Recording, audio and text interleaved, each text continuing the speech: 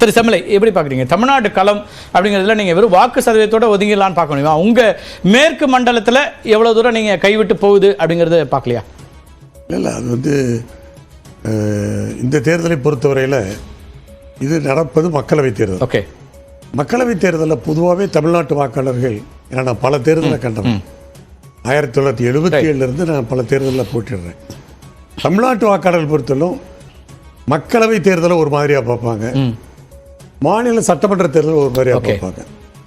இந்த தேர்தலை பொறுத்தவரை நாங்கள் தனிச்சு நிற்கிறோம். ஓகே, அப்படி தனிச்சு நிற்கும் போது இப்போ நீங்கள் கூட சேலம் சொன்னீங்க. ஆமாம், சேலத்தில் 11 இடங்களில் 10 இடங்களில் சட்டமன்றத்தில் வேண்டும். இப்போ கொஞ்சம் பின்னடைவு இருக்குதுன்னா இப்போ இது ஆரம்ப கட்டம் தான், பின்னடைவுன்னு சொல்ல முடியாது. ஓகே, இப்போ ஜென்ராம் சொன்ன மாதிரி இப்போ தொகுதி வாரியாக முந்தைய தேர்தலில் பல லட்சம் வாக்கு வித்தியாசத்தில் திமுக கூட்டணி வெற்றி பெற்றது. ஓகே, இப்போ அந்த மாதிரி வெற்றி இருக்காது. நிச்சயமா யார் வெற்றி பெற்றாலும் குறைந்த வாக்கு வித்தியாசத்தில் தான் வெற்றி தோல்வி நிர்ணயிக்கப்படும். ஓகே, அதனால தான் நான் ஏற்கனவே சொன்னேன், எத்தனை இடங்கள் நாங்கள் வெற்றி பெற்றாலும் அது எங்களுக்கு லாபம். அதே மாதிரி எவ்வளவு வாக்கு வித்தியாசம் கூடினாலும் அது எங்களுக்கு லாபம். ஆனால் ஒவ்வொரு தொகுதியிலும் நாங்கள் 2019 தேர்தலிலே பெற்ற அந்த வாக்குகளை விட 2 மடங்கு எங்களுக்கு நிச்சயமாக இப்பொழுது கூடும். இப்பொழுது கூட ஆரம்ப கட்டத்தில் நாங்கள் எந்த தொகுதியிலுமே முன்னிலை இல்லை. இப்பொழுது 2க்கு முன்னேறி இருக்கும். அது நாளைக்கு 4 ஆகலாம், 6 ஆகலாம். அந்த அளவுக்கு வருவதற்கு வாய்ப்பு இருக்கிறது. எனவே அந்த வகையிலே இந்த மக்களவை தேர்தலை பொறுத்தவரையில மக்களுடைய மனநிலை கொஞ்சம் மாற்றம் இருந்திருக்கலாம். திமுக கூட்டணியை பொறுத்தவரையில அது கூட்டணி பலம், அதை ஒத்துக்கொண்டு தான் ஆக வேண்டும். ஒரு இவ்வளவு வெற்றி பெற்றாலும் அது கூட்டணி பலம் என்பது தொடர்ச்சியாக அதே சட்டமன்றத்திலே எதிர்பார்க்க முடியாது. இந்த கூட்டணி பேசலாம் நிச்சயமா என்று கூட சொல்ல முடியாது. ஜெனரல் சொன்னாரு, அதிருப்தி இருப்பதாலே நாளைக்கு அந்த கூட்டணியிலே சிதறலாம். அந்த திமுக கூட்டணியிலே நாளைக்கு அதிருப்தி தேர்தலுக்கு முன்னாடியே அந்த எதிர்பார்ப்பு வச்சீங்க. அப்போது அவங்க எந்த மாற்றமும் காணல. படிப்படியாகத்தான் எதுவுமே நிச்சயமா அதெல்லாம் 3 மணிக்கு மேல பேசக்கூடிய விஷயங்களா நிறைய இருக்குது. பேசலாம். நான் வரேன். ஆர்கே, தமிழ்நாட்டை பொறுத்த வரைக்கும் உங்க பாயிண்ட் ஆஃப் வியூ என்ன, எப்படி பாக்குறீங்க? இதுல கள்ளக்குறிச்சியில் மட்டும்தான் இப்போ அதிமுக முன்னேறக்கூடிய ஒரு வாய்ப்பு நான் காண்கிறேன். பாக்கி எல்லா இடத்துலையுமே ஒவ்வொரு சுற்றுக்கும் அதிகரித்து கொண்டே போகிறது, வித்தியாசம் என்பது அதிகரித்து கொண்டே போகிறது. இங்கே மட்டும்தான் ஒரு 3 ஃபிகர்ல இருக்கு. அதே மாதிரி தான் நம்ம கோயம்புத்தூர் பார்த்தோம்னா எனக்கு சிங்கே ராமச்சந்திரன் 3வது இடத்துல வர்றது மிக வேதனை அளிக்கிறது. அவரும் அப்கோர்ஸ் அண்ணாமலையும் நிறைஞ்சு நின்னாங்க, சோசியல் மீடியா கேம்பெயின்ஸ் எல்லாம் நிறைஞ்சு நின்னாங்க. நிச்சயமாக நம்மளுடைய கணபதி ராஜ்குமார் அந்த அளவுக்கு களம் தெரிஞ்சவராக இருக்கிறார் என்பது இதுல காமிச்சிட்டாரு. அதாவது மீடியாவில் நடந்து நிக்கல, சோசியல் மீடியாவில் ஆளைய காணோம். டிஆர் பாலுனுடைய மகன் டிஆர்பி ராஜா மட்டும் தான் இருந்தாரு. அதே மாதிரி பாக்கி எல்லாம் இருந்தாங்க. அப்போ அதெல்லாம் ஒரு பொருட்டு கிடையாது. மக்களிடம் எப்படி ஒர்க் பண்றீங்களோ, மக்களிடம் எப்படி அணுகிறீங்களோ, அது ஒரு பாடமாக இந்த கோயம்புத்தூர் தேர்தல் நமக்கு தெரிவிக்கிறதாக பார்க்கிறேன். அதே மாதிரி தான் தென்காசியில எவ்வளவோ எளிதாக 2 ஜாம்புவானர்கள் நின்று கொண்டிருக்கிறார்கள். அவர்கள் எளிதாக ஜெயிச்சுட்டு போயிருக்கலாம். அப்படி கிடையாது. ஒரு பெண்மணியை அது சதர்ன் தமிழ்நாட்டில் ப்ரிஃபர் பண்றாங்கன்னு பார்க்கும்போது அட்லீஸ்ட் ஒரு லீட்ல இருக்கிறாங்க. அந்த அளவுக்கு வந்திருக்காங்க. நிச்சயமாக வரவேற்கக்கூடிய ஒரு, அதாவது சோசியலாக வரவேற்கக்கூடிய ஒரு நிகழ்வா இருக்கிறது. அதை தாண்டி ஜாம்புவானால டிஃபீட் பண்றதுக்கு வேற ஒண்ணும் கேட்டா ஒரு டீசென்ட் ஹியூமன் பீயிங் போறோம்ன்றது மறுபடியும் ஒரு கட்சி உணர்த்தி இருக்கிறது. அது இந்த முறை திமுகவா இருக்கிறது. ஓகே, அதை கவனிக்க வேண்டிய இந்த 2 தொகுதிகளா நீங்க அதை பாக்குறீங்க அப்படின்னு பாக்குறேன். ஆச்சாரி, தமிழ்நாட்டுடைய முடிவுகளை எப்படி பாக்குறீங்க? அப்கோர்ஸ் நீங்க நேஷனலா நிறைய இன்ட்ரெஸ்ட் உங்களுக்கு இருக்கும், ஆனா தமிழ்நாட்டின் மீது அதிக கவனம் செலுத்தியவர்கள் அப்படிங்கிற அடிப்படையில் தமிழ்நாட்டுடைய தற்போதைய எண்ணிக்கைகள் பிஜேபி எங்கேயுமே முன்னிலையில் இல்லை, கூட்டணியில் இருக்கிற திருமிகு சௌமியா தான் இருக்கிறாங்க. எப்படி பார்க்க வேண்டியிருக்கு? போன தடவை 39 தொகுதியில 38 தொகுதியில திமுக ஜெயிச்சாங்க. இப்போ அதுல 2 தொகுதி அவங்களுக்கு மைனஸ் ஆகிட்டு இருக்குது. அது அதிமுக நோக்கி போயிட்டு இருக்குது அப்படின்னு பாக்குறேன். பாஜக ஒரு தொகுதி, அது கூட்டணி. அது அங்க அவங்களுடைய ஏற்கனவே அவங்க அன்புமணி அவர்கள் போட்டியிட்டு ஜெயிச்ச இடம். அங்க காஸ்ட் காம்பினேஷன் ஒர்க் பண்ணி இருக்கணும் அப்படின்றது மாதிரி தோணுது.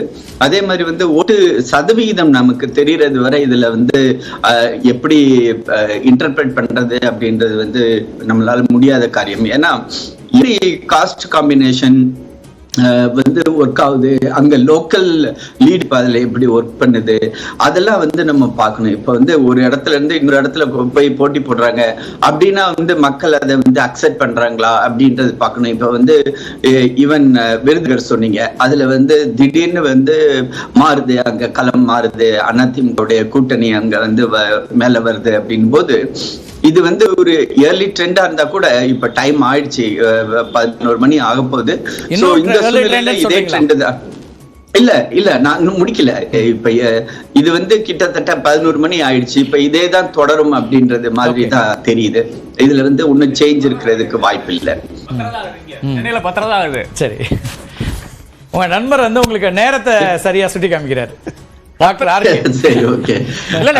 அவரு நம்ம நெடுங்கால நண்பர், சோ அவருக்கு யாமல ரொம்ப அக்கறை. ரொம்ப நன்றி சார். இல்ல அதுல ஒண்ணு வந்து இப்போ பிஜேபி வந்து ஏறத்தாழ 40% ஓட்ஸ் கிட்ட வர்றாங்க, ஓட் பர்சன்டேஜ். அப்ப 10க்கும் 11க்கு இடையில தான் பெரிய ஒரு மாற்றம் இருக்கிறதாக நான் காண்றேன்.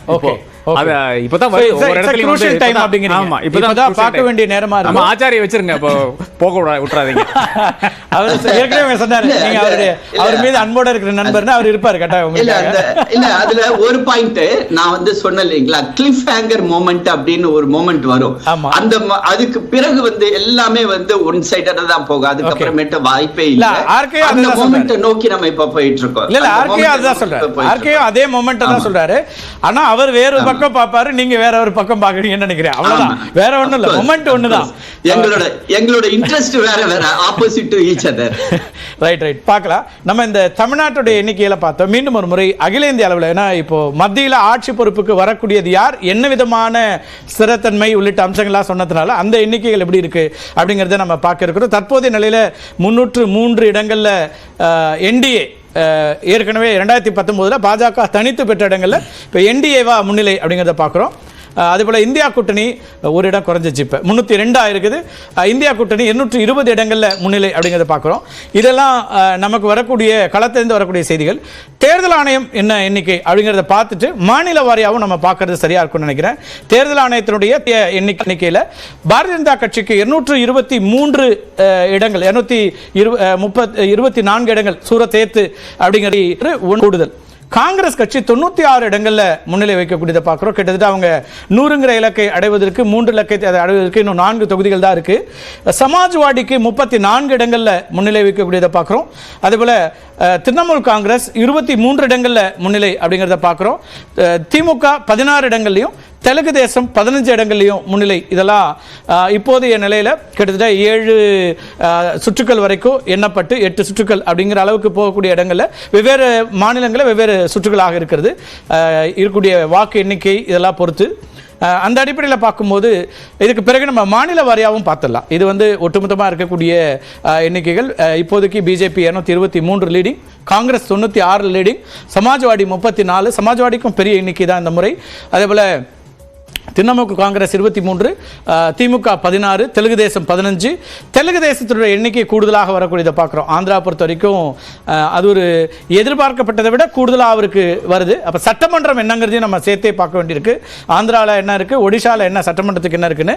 அதுபோல் பிஜேடியோடைய எண்ணிக்கை அங்கே என்னவாக இருக்கிறது ஒடிஷாவில் அப்படிங்கிறதும் நம்ம கவனிக்க வேண்டிய எண்ணிக்கைகளாக இருக்கிறது. இப்போ நம்ம உத்தரப்பிரதேசத்துடைய எண்ணிக்கை பார்க்கலாம். ஒவ்வொரு மாநிலமாக என்ன, பீகார், அதேபோல் உத்தரப்பிரதேசம், மற்ற விஷயங்களையும் பார்க்கலாம்.